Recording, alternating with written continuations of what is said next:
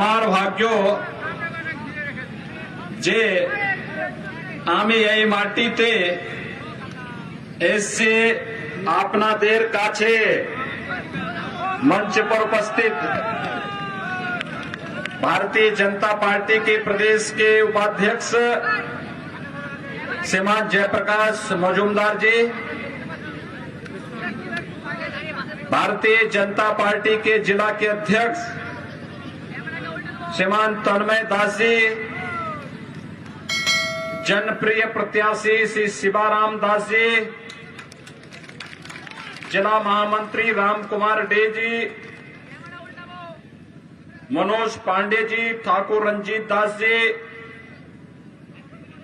मानसी चौधरी जी, सनत पढ़ारे जी, जादाब सामंत जी, राजू हरि जी और भारी संख्या में यहां पर उपस्थित भारतीय जनता पार्टी को अपना आशीर्वाद देने के लिए उपस्थित पश्चिमी मेदिनीपुर विधानसभा क्षेत्र से जुड़े हुए सभी भाइयों बहनों,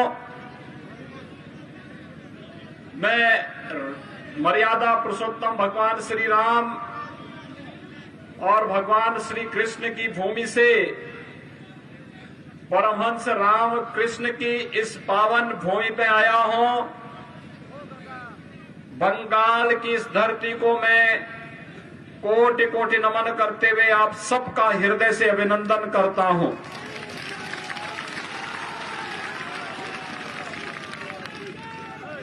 भाइयों बहनों, ये मान्यता है कि वैष्णव भक्ति से बंगाल की धरती को सरोवर करने वाले चैतन्य महाप्रभु इसी मेदिनीपुर होते हुए जगन्नाथपुरी की यात्रा किए थे। बंगाल की धरती प्रेरणा की धरती है। भारत के अंदर सांस्कृतिक राष्ट्रवाद की अलग जगाने की बात हो या फिर भारत की स्वाधीनता आंदोलन में विदेशी हुकूमत के पैरों को खाड़ने के लिए, अपनी शहादत देने के लिए मेदिनीपुर की धरती ने शहादत में कभी अपने आप को पीछे नहीं किया। भारत माता के महान सपूत शहीद खुदीराम बोस इसी धरती पे पैदा हुए थे। मैं भारत माता के इस महान अमर सपूत को कोटि कोटि नमन करता हूं। और भाइयों बहनों, यही बंगाल की धरती है जहां पर नेताजी सुभाष चंद्र बोस पैदा हुए थे और उन्होंने देश को एक नारा दिया था, तुम मुझे खून दो मैं तुम्हें आजादी दूंगा। ये नारा भी बंगाल की धरती ने देश को दिया था। ये वही बंगाल है जिस बंगाल में स्वामी विवेकानंद ने पैदा होकर के दुनिया के मंच में एक नारा दिया था, गर्व से कहो हम हिंदू हैं। ये स्वामी विवेकानंद ने बंगाल की धरती में पैदा होने के बाद ही वैश्विक मंच पर भारत के प्रत्येक नागरिक को अपने सांस्कृतिक राष्ट्रवाद पर गर्व होने की प्रेरणा दी थी। ये बंगाल की धरती है। गुरुदेव रविंद्रनाथ टैगोर ने देश को राष्ट्रगान देकर के यहीं से एक भारत श्रेष्ठ भारत की उस परिकल्पना को साकार किया था जिसे आज यशस्वी प्रधानमंत्री मोदी जी साकार कर रहे हैं। और भाइयों बहनों, देश की आजादी का अमर गीत वंदे मातरम बंकिम चंद्र चट्टोपाध्याय ने बंगाल की ही धरती पर लिखा था, जो आज भारत की आजादी के बाद भारत का राष्ट्रगीत बना है। वंदे मातरम के अमर उद्घोषक बंकिम चंद्र चट्टोपाध्याय को और गुरुदेव रविंद्रनाथ टैगोर को भी कोटि कोटि नमन करते हुए आप सबका मैं हृदय से अभिनंदन करता हूं। भाइयों बहनों, बंगाल को भारत माता के इन महान सपूतों ने एक समृद्ध बंगाल बनाने की इसका सपना देखा था। लेकिन कांग्रेस, कम्युनिस्ट और तृणमूल कांग्रेस बंगाल को कहां लेकर के चले गए हैं। आज बंगाल में व्यापक भ्रष्टाचार है, आज बंगाल में अराजकता है, आज बंगाल में गरीबी है, आज बंगाल में विकास कहीं भी नजर नहीं आता है। भाइयों बहनों, मुझे बताया गया ये पश्चिमी मेदिनीपुर का ये क्षेत्र कृषि बाहुल्य क्षेत्र है और कृषि बाहुल्य क्षेत्र में आलू उत्पादन करने का कार्य यहां का किसान करता है। लेकिन 10 वर्षों से तृणमूल कांग्रेस की सरकार है, इस सरकार ने अपनी ओर से तो कोई प्रयास नहीं किया, लेकिन केंद्र में मोदी जी के नेतृत्व की भारतीय जनता पार्टी की सरकार ने जब मेदिनीपुर में खाद्य प्रसंस्करण के एक यूनिट आलू के बारे में लगाने की कार्रवाई प्रारंभ की और आलू उत्पादक किसानों के आलू को यहां से एक्सपोर्ट करने की व्यवस्था दी, तो तृणमूल कांग्रेस की सरकार उसमें आड़े आ गई, उसने ये काम नहीं होने दिया।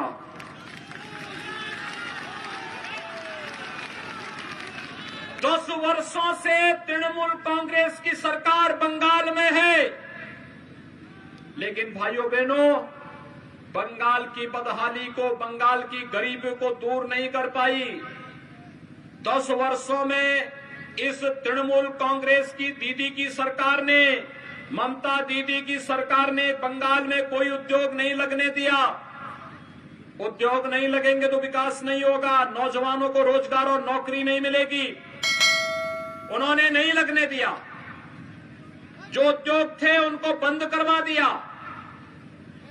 और भाइयों बहनों, एक तरफ उद्योग नहीं लगने देंगे, दूसरी तरफ तृणमूल कांग्रेस के गुंडों की गुंडागिर्दी और भ्रष्टाचार के नए नए उद्योग फल फूल रहे हैं। हर योजना में तोलाबाजी, हर योजना में उनकी लूट खसोट बंगाल के अंदर देखने को मिल सकती है। उत्तर प्रदेश में भारतीय जनता पार्टी की हमारी सरकार 4 वर्ष से है और 4 वर्ष में हमने 40 लाख गरीबों को प्रधानमंत्री आवास उत्तर प्रदेश के अंदर उपलब्ध करवाए हैं।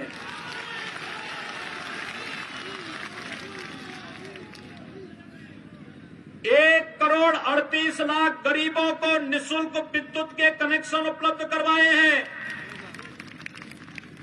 2 करोड़ 62 लाख गरीबों को एक शौचालय उपलब्ध करवाया है। 6 करोड़ गरीबों को आयुष्मान भारत में 5 लाख रुपए की निःशुल्क स्वास्थ्य बीमा का कवर दिलाया है। और भाइयों बहनों, 2 करोड़ 42 लाख किसानों को 6,000 रुपए सालाना के हिसाब से फरवरी 2019 से पैसा देना प्रारंभ किया और अब तक 28,000 करोड़ रुपए उत्तर प्रदेश के किसानों के खाते में जा चुके हैं। ये प्रधानमंत्री किसान सम्मान निधि का पैसा बंगाल के किसानों को भी मिल सकता था, लेकिन ममता दीदी ने देना नहीं चाहा, नहीं किया, सहयोग नहीं किया। यहां का किसान उससे वंचित है।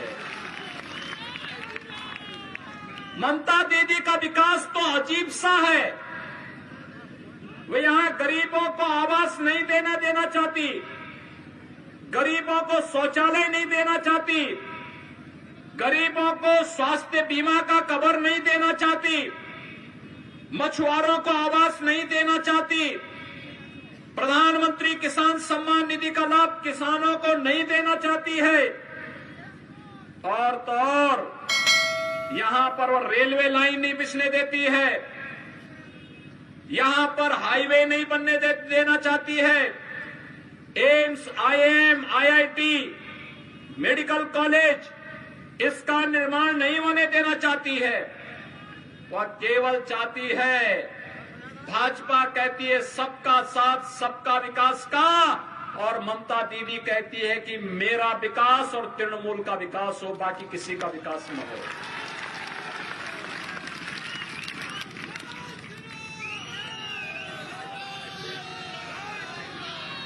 भाइयों बहनों,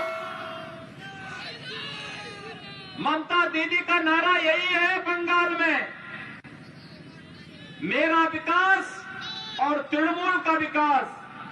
भाजपा का नारा है सबका साथ सबका विकास का, और भाजपा इसीलिए तो कह रही है कि भाजपा को बंगाल के अंदर मौका दीजिए। भारतीय जनता पार्टी घुसपैठ की समस्या का समाधान करके रख देगी। घुसपैठ बंगाल के अंदर नहीं होने देगी।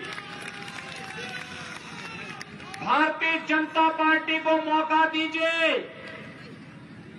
जो लोग दुर्गा पूजा को प्रतिबंधित करते हैं, मां सरस्वती की पूजा को प्रतिबंधित करते हैं,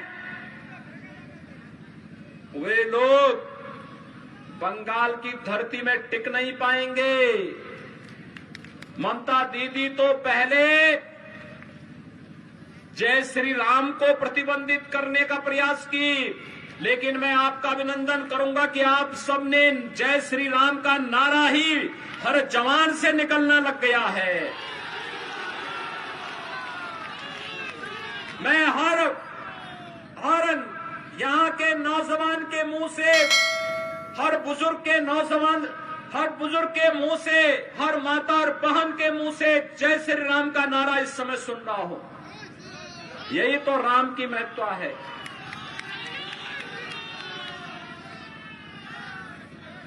हमने कभी भी इसमें भेद नहीं किया, और राम तो सबके हैं।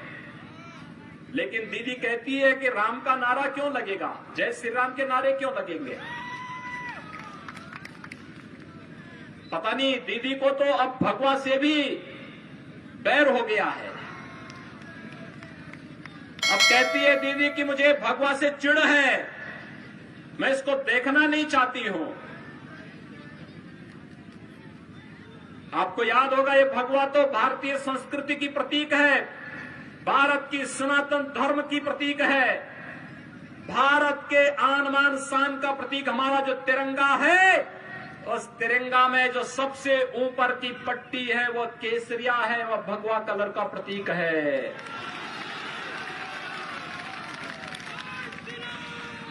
यही बंगाल की धरती है, रामकृष्ण परमहंस और स्वामी विवेकानंद की धरती है। स्वामी प्रणवानंद ने इसी धरती से उद्घोष करके भारत के सनातन हिंदू धर्म की रक्षा का आह्वान प्रत्येक भारतवासी से किया था। और भाइयों बहनों, यही बंगाल की धरती है। आज ममता दीदी पहले जय श्री राम पे रोक लगाती है, फिर भगवा कपड़े से चिढ़ती है, और अब तो कहती है कि दुर्गा पूजा भी नहीं होने देंगे। मुझे याद है 2 वर्ष पहले उन्होंने दुर्गा पूजा को रोकने का प्रयास किया था। उत्तर प्रदेश में भी एक साथ दुर्गा पूजा की अष्टमी की तिथि और मुहर्रम की तिथि पड़ी थी। उत्तर प्रदेश में मैंने इस बारे में कहा था, मैंने कहा दुर्गा पूजा होगी और दुर्गा पूजा को रोकेंगे नहीं। जगह जगह दुर्गा जी के पंडाल लगाए गए, पूजा हर जगह हुई थी। और फिर कोलकाता हाई कोर्ट को कहना पड़ा था कि अगर उत्तर प्रदेश में दुर्गा पूजा हो सकती है तो बंगाल में क्यों नहीं हो सकती है।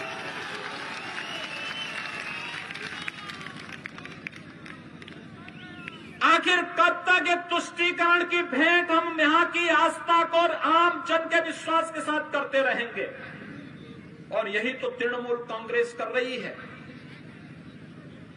भाइयों बहनों, बंगाल की धरती पर पैदा हुए थे डॉक्टर श्यामा प्रसाद मुखर्जी। डॉक्टर श्यामा प्रसाद मुखर्जी सबसे कम उम्र में कोलकाता विश्वविद्यालय के वाइस चांसलर बने थे,